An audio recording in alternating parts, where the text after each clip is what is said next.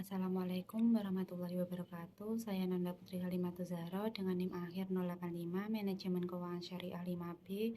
Di sini saya akan menganalisis saham dan obligasi untuk memenuhi tugas UAS mata kuliah Manajemen Portofolio dan Investasi. Untuk yang pertama yaitu saham HDFA. PT Radana Bhaskara Finance Tbk atau HDFA didirikan dengan nama PT Indonesia Land Corporation tanggal 20 September 1972. Berdasarkan anggaran dasar perusahaan, ruang lingkup kegiatan HDFA bergerak dalam bidang sewa guna usaha, anjak piutang, pembiayaan konsumen, usaha kartu kredit, dan kegiatan pembiayaan lain yang dilakukan sesuai dengan prinsip syariah. Kegiatan utama HDFA adalah bergerak di bidang kegiatan pembiayaan konsumen yang berfokus pada pembiayaan kendaraan bermotor roda 2, baik itu sepeda motor baru maupun bekas, serta pembiayaan roda 4 yaitu mobil bekas. Pada tanggal 27 April 2011, HDFA memperoleh pernyataan efektif dari Bapepam LK untuk melakukan penawaran umum perdana saham HDFA atau IPO kepada masyarakat sebanyak 460 juta dengan nilai nominal 100 per saham dengan harga penawaran 200 per saham.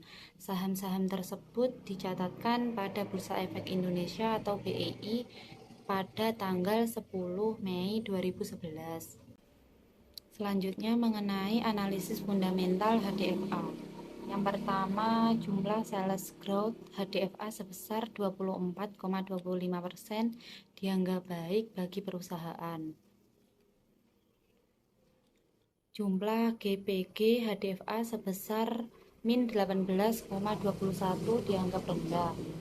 Jumlah OPM HDFA sebesar 3,06% dianggap buruk. Jumlah net profit margin HDFA sebesar 7,29% dikatakan baik dalam perusahaan. Kapitalisasi pasar HDFA mencapai 693,5 B. Per HDFA mencapai 40,9x dikatakan baik, namun nilai tersebut disesuaikan dengan sektor usaha yang dioperasikan. Nilai BVPS HDFA 105,2x, PBV HDFA yaitu 1x, maka saham tersebut termasuk saham overvalue. ROA yaitu 0,7% berarti nilai tersebut dapat dikategorikan tidak baik. ROE 2,4% dikatakan rendah. Nilai ROE yang semakin rendah akan mempengaruhi harga saham menjadi semakin rendah sehingga investor menjadi kurang tertarik untuk berinvestasi di perusahaan tersebut. EV atau EBITDA sebesar 417,6x. Debt atau equity HDFA sebesar 2,3x, maka kondisi keuangan perusahaan masuk dalam kategori yang sehat. HDFA IDX pada tanggal 10 November sebesar 111.000, tutup sebelumnya 107, rentang hari 107 sampai 118, rentang tahun 105 sampai 254, kapitalisasi pasar yaitu 726,21 miliar, volume rata-rata 109,32.000, rasio P/E 20,70, hasil dividen 0. Laporan pendapatan keuangan tahunan pada tahun 2022. Pendapatan 114,65 miliar dengan perubahan naik 19,14%. Biaya operasional 61,85 miliar dengan perubahan berkurang min 20,92%. Laba bersih 41,81 per miliar dengan perubahan naik 17,85%. Margin laba bersih 36,47 dengan perubahan berkurang min 1,8%. Untuk penghasilan per saham kosong, EBITDA kosong, lalu tarif pajak efektif 24,45%. Neraca tahunan pada tahun 2022. Investasi tunai jangka pendek 104,57 miliar dengan perubahan naik 2,67%. Total aset 1,74 triliun dengan perubahan naik 35,73%. Total liabilitas 1,06 triliun dengan perubahan naik 63,57%. Total ekuitasnya 672,90 miliar. Saham yang beredar 6,54 miliar. Harga terhadap reservasi 1,04, tingkat pengembalian aset 2,77%, untuk pengembalian modal kosong. Untuk selanjutnya bisa dilihat untuk arus kas tahunan pada tahun 2022. Laba bersih 41,81 miliar dengan perubahan naik 17,85%. Kas dari operasi min 452,89 miliar dengan perubahan naik 27,89%. Tunai dari investasi itu sendiri min 2,42 miliar dengan perubahan berkurang min 2.796,67%. Tunai dari pembiayaan 469,66 miliar dengan perubahan naik 3,78%. Perubahan bersih tunai sebesar 14,35 miliar dengan perubahan naik 108,18%. Arus kas bebas untuk tahun 2022 kosong. Selanjutnya saham yang kedua yaitu PT Bayan Resources Tbk atau BYAN. PT BYAN didirikan 7 Oktober 2004 dan memulai operasi komersialnya di tahun 2004. Berdasarkan anggaran dasar perusahaan, ruang lingkup kegiatan BYAN adalah bergerak di bidang aktivitas perusahaan holding, perdagangan besar, jasa pertambangan dan penggalian, dan pengangkutan dan pergudangan. Kegiatan utama Bayan adalah bergerak dalam usaha perdagangan dan jasa, khususnya perdagangan batu bara, baik domestik maupun internasional. Selain itu, Bayan juga memiliki dan mengoperasikan infrastruktur pemuatan batu bara. Pada 4 Agustus 2008, BYAN memperoleh pernyataan efektif dari Bapepam LK untuk melakukan penawaran umum perdana saham BYAN atau IPO kepada masyarakat sebanyak 833.333.500 dengan nilai nominal 100 per saham dengan harga penawaran 5.800 per saham. Saham-saham tersebut dicatatkan pada Bursa Efek Indonesia atau BEI pada tanggal 12 Agustus 2008. Berikutnya yaitu analisis fundamental. Nilai sales growth pada BYAN sebesar 2,93% dikatakan kurang baik. Untuk nilai GMP pada BYAN dengan sejumlah min 25,79 dianggap rendah. OPM pada BYAN mencapai 48,12% dianggap sangat baik. Untuk nilai NPM BYAN sebesar 35,50% maka dianggap sangat baik. Nilai perusahaan berdasarkan harga pasar sekarang, kapitalisasi pasar nilai pada BYAN yaitu 626,7 triliun. Nilai PER pada BYAN mencapai 28,7% dikatakan baik. Nilai BVPS pada BYAN yaitu 1,0532X. PBV BYAN senilai 17,8X, maka termasuk saham of value. Untuk ROA yang baik umumnya di atas 5%, sehingga ROA pada BYAN sebesar 52,7% dianggap baik. ROE minimal 10%, lebih besar lebih baik. ROE BYAN senilai 61,9% berarti dapat dikategorikan baik.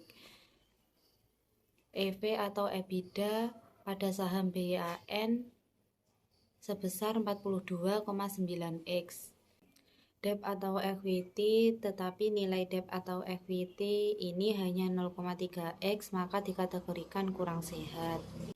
BYAN pada IDX sebesar 18.875, tutup sebelumnya 18.650, rentang hari 18.650 sampai 18.950.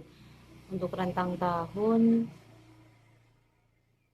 7.210 sampai 24.800.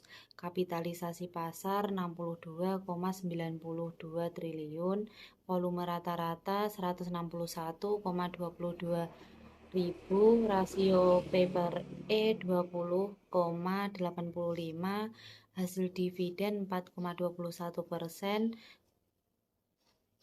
Untuk bursa utama yaitu IDX. Laporan pendapatan keuangan tahunan pada tahun 2022, pendapatan 4,70 miliar dengan perubahan naik 64,91%, biaya operasional 228,58 juta dengan perubahan naik 223,46%. Laba bersih 2,18 miliar dengan perubahan naik 79,63%. Margin laba bersih 46,31 dengan perubahan naik 8,91%. Untuk penghasilan per saham 0, EBITDA 3,1 miliar dengan perubahan naik 72,91%. Tarif pajak efektif 21,86%. Untuk neraca tahunan pada tahun 2022, investasi tunai jangka pendeknya 1,83 miliar dengan perubahan naik 86,32%. Total aset 3,95 miliar dengan perubahan 62,12%. Total liabilitas 1,95 miliar dengan perubahan 241,65%. Total ekuitasnya 2 miliar. Saham yang beredar 33,33 miliar. Harga terhadap reservasi 310,83 ribu. Tingkat pengembalian aset 57,65% dan pengembalian modalnya 95,32%. Bisa dilihat pada gambar arus kas tahunan pada tahun 2022, laba bersih 2,18 miliar dengan perubahan naik 79,63%. Kas dari operasi 2,13 miliar dengan perubahan naik 41,3%. Tunai dari investasi min 182,57 juta dengan perubahan kurang min 11,03%. Tunai dari pembiayaan min 1,9 miliar dengan perubahan kurang min 45,8%. Perubahan bersih tunai 846,37 juta dengan perubahan naik 41,84%. Arus kas bebas 2,95 miliar dengan perubahan naik 172,7%. Selanjutnya, obligasi mengenai sukuk korporasi. Secara garis besar, sukuk korporasi dikenal mirip dengan obligasi karena keduanya memiliki banyak kesamaan.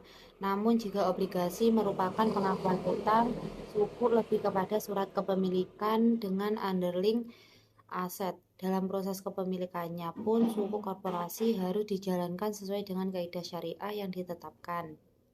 Berdasarkan Peraturan Pemerintah Nomor 11 Tahun 2014 tentang pungutan oleh Otoritas Jasa Keuangan atau OJK, disebutkan bahwa pendaftaran suku korporasi dikenakan pungutan sebesar 0,05% dari nilai emisi perusahaan dengan besar nominal maksimal adalah 150 juta. Nilai tersebut bisa dikatakan lebih kecil jika dibandingkan dengan pungutan pada obligasi konvensional yang mana mencapai 750 juta. Jadi, suku korporasi adalah salah satu instrumen investasi berjangka yang berdasarkan pada kaidah syariah. Itulah alasan mengapa banyak yang menyebutkan sebagai obligasi syariah. Jangka waktu yang ditawarkan cukup lama dengan nominal investasi yang relatif besar. Nilai outstanding suku korporasi tembus 47,66 triliun per Juni 2023. Otoritas Jasa Keuangan atau OJK mencatat nilai outstanding suku korporasi Indonesia mencapai 47,66 triliun pada Juni 2023. Jumlah tersebut lebih tinggi 8,29% dibandingkan dengan bulan sebelumnya yang sebanyak 44,1 triliun. Adapun jika dibandingkan dengan Juni 2022, nilainya juga meningkat 26,12% menjadi 47,66 triliun dari 37,79 triliun. Kenaikan nilai outstanding tersebut sejalan dengan bertambahnya jumlah suku outstanding di pasar modal. Tercatat pada Juni 2023, jumlah suku outstanding mencapai 238. Angka tersebut lebih tinggi 6,25% dari posisi Mei 2023 yang sebanyak 224 suku. Adapun jika dibandingkan dengan Juni 2022 yang sebanyak 200 suku, maka jumlahnya telah meningkat 19%. Sebagaimana diketahui, suku merupakan efek syariah berupa sertifikat atau bukti kepemilikan yang bernilai sama dan mewakili bagian yang tidak terpisahkan atau tidak terbagi atas aset yang mendasarinya. Adapun nilai outstanding suku merupakan jumlah seluruh suku yang masih beredar di pasar modal. Di sisi lain, akumulasi jumlah penerbitan suku pada Juni 2023 tercatat mencapai 428. Jumlahnya lebih tinggi 3,38% dari Mei 2023 yang sebanyak 414 suku dan tumbuh 19,89% dari Juni 2022 yang sebanyak 357 suku. Sementara itu, nilai akumulasi penerbitan suku per Juni 2023 tercatat mencapai 92,3 triliun, naik 4,12% dari Mei 2023 yang sebanyak 88,65 triliun. Angka tersebut juga lebih tinggi 26,30% dari posisi Juni 2022 yang sebanyak 73,8 triliun. Jika dilihat secara historis, perkembangan suku di Indonesia konsisten mencatatkan kenaikan secara tahunan sejak 2018 hingga 2022, baik dari sisi akumulasi jumlah penerbitan maupun akumulasi jumlah outstanding. Hal tersebut pun mendorong kenaikan nilai akumulasi penerbitan suku serta nilai outstanding suku di pasar modal. Sekian analisis saham dan obligasi yang saya sampaikan. Kurang lebihnya saya mohon maaf. Wassalamualaikum warahmatullahi wabarakatuh.